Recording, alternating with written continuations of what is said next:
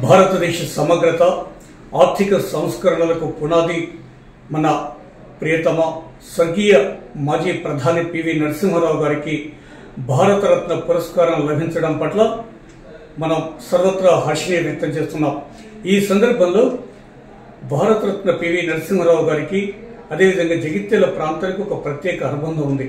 అంటే రాజకీయాల నుంచే కాకుండా తెలంగాణ స్టూడెంట్స్ యూనియన్ ఏర్పడిన నాటి నుంచి కూడా మన జగిత్యాల ప్రాంతంతో ఉన్న అనుబంధంలో భాగంగా మన జగిత్యాల కౌశల్య తెలుగు పండిట్ శిక్షణా కళాశాల కరెస్పాండెంట్ ఎంపీ నరసింహారెడ్డి గారికి పివి నరసింహారావు గారికి ఒక ప్రత్యేక అనుబంధం ఉందని ఈ సందర్భంగా మనం చెప్పుకోవచ్చు।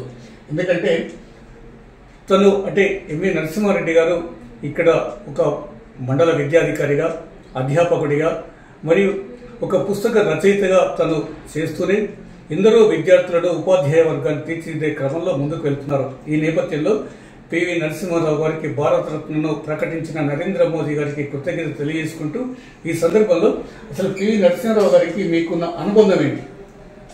పివి నరసింహారావు గారు వారి యొక్క కుమారుడు పివి రంగారావు గారు నిజాం కాలేజీలో మాకు క్లాస్మేట్గా ఉన్నారు కాబట్టి వారితో తరచుగా కార్యక్రమాలు ఏర్పాటు చేసేవారు। ఇప్పుడు ఎమ్మెల్యే ఉన్నప్పటి నుంచి కూడా వారితో తెలంగాణ విద్యార్థి సంఘం పక్షం నుంచి వెళ్ళి వారిని ఆహ్వానించడం జరిగింది। వారు తెలంగాణ విద్యార్థులకు సలహా ఇస్తూ మీరు అభివృద్ధి పరచడానికి ప్రప్రథమంగా ఉన్నత విద్యను సంపాదించిన తర్వాతనే సంఘాలు పెట్టుకోవాలి, కానీ ఇప్పుడు ఈ చిన్న వయసులో మీరు ఈ కార్యక్రమాలు చేయడం కన్నా విద్యావంతులు అయిన తర్వాతనే చేసుకుంటే బాగుంటుందని సలహా ఇచ్చారు। అంటే తన పివి నరసింహారావు గారి కుమారుడు పివి రంగారావు మీరు ఇద్దరు క్లాస్మేట్స్, అప్పటి నుంచే పివి నరసింహారావు గారితో మీకు ఒక అనుబంధం ఏర్పడింది। అంటే ఇక్కడ నిజాం కాలేజీలో మీరు విద్యాభ్యాసం పూర్తి కావడం ఇంకా ఉన్నత విద్య వైపు మళ్లించే క్రమంలో మీరు తెలంగాణ స్టూడెంట్స్ యూనియన్ ఏర్పాటు చేయడం జరిగింది। తెలంగాణ స్టూడెంట్స్ యూనియన్ ఏర్పాటు చేసిన క్రమంలో ఎంవి నరసింహారెడ్డి గారు ఆయన మిత్రబృందం కరీంనగర్ జిల్లా కేంద్రంలోని తిరందజ్ టాకీస్ లో ఒక సమావేశం ఏర్పాటు చేసి వారిని పిలవడం జరిగింది। ఆ సందర్భంలో ఆయన అన్న మాటలు ఏంటి? ఆ సందర్భంలో విద్యార్థులు ఇప్పుడు విద్యార్థి ఉద్యమాలు నడిపించడమే కాకుండా విద్యాభివృద్ధి చేసుకుని ఆ తర్వాత మీరు ఉద్యమాలు నిర్వహించాలి తప్ప ఇప్పుడే మీరు ఉద్యమాలను నిర్వహించడం అంతా బాగుండదని సలహా ఇచ్చారు। అంటే విద్యార్థి లోకం కూడా ఉద్యమాలు మళ్ళినప్పటికీ విద్యాభ్యాసం పూర్తి చేసిన తర్వాతనే ఉత్తమ పౌరులుగా ఎదిగిన తర్వాతనే ముందుకు రావాలని పిలుపునిచ్చిన క్రమం అది। ఆ తర్వాత తను మంత్రిని శాసనసభ్యుడిగా పోటీ చేసిన సందర్భంలో తెలంగాణ స్టూడెంట్స్ యూనియన్ అంటే విద్యార్థి బృందానికి కూడా ఆయన అవకాశాన్ని ఇవ్వమని కోరడం జరిగింది।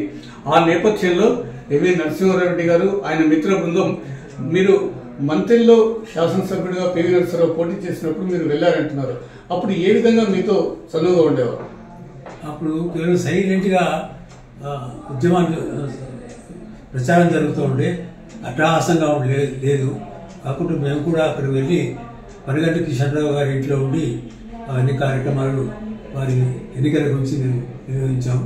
అప్పుడు ఎన్నికల ఖర్చు కూడా తక్కువ ఉంటుండే కాబట్టి నేను వారి సలహాతోటి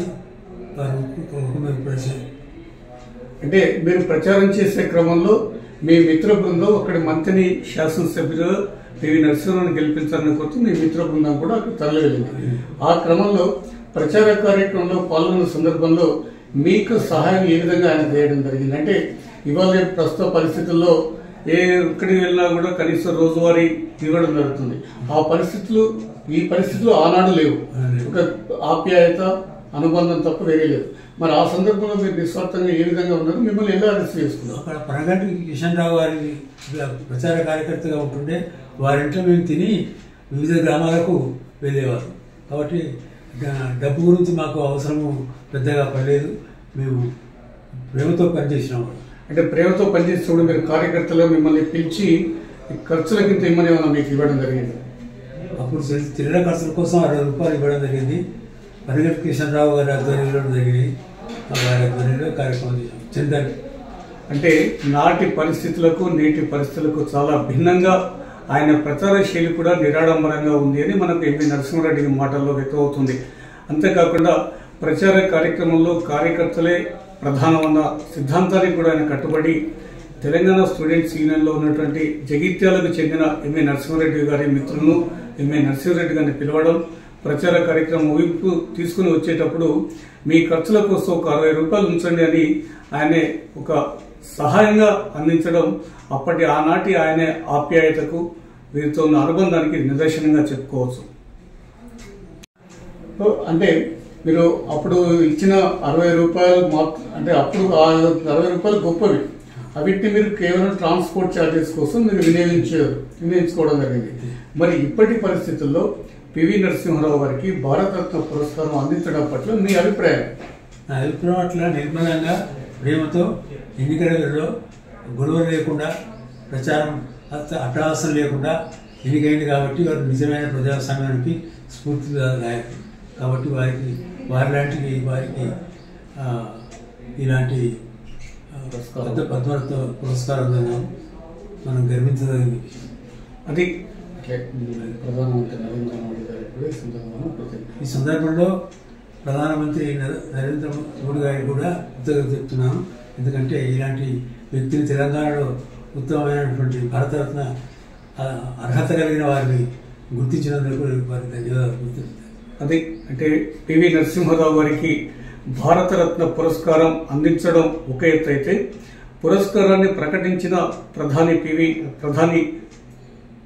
భారత ప్రధాని నరేంద్ర మోడీ గారికి ఈ సందర్భంగా ఎంవి నరసింహారెడ్డి గారి తరఫున అలాగే మన జగిత్యాల ప్రాంతం తరఫున వారికి కృతజ్ఞతలు అభినందనలు తెలియజేసుకుంటూ ఈ సందర్భంలో పివి నరసింహారావు గారికి నివాళులు అర్పిస్తూ వారి కుటుంబానికి ఎంవి నరసింహారెడ్డి గారి పక్షాన అదేవిధంగా జగిత్యాల ప్రాంతం పక్షాన శుభాకాంక్షలు, శుభాభినందనలు. Thank you.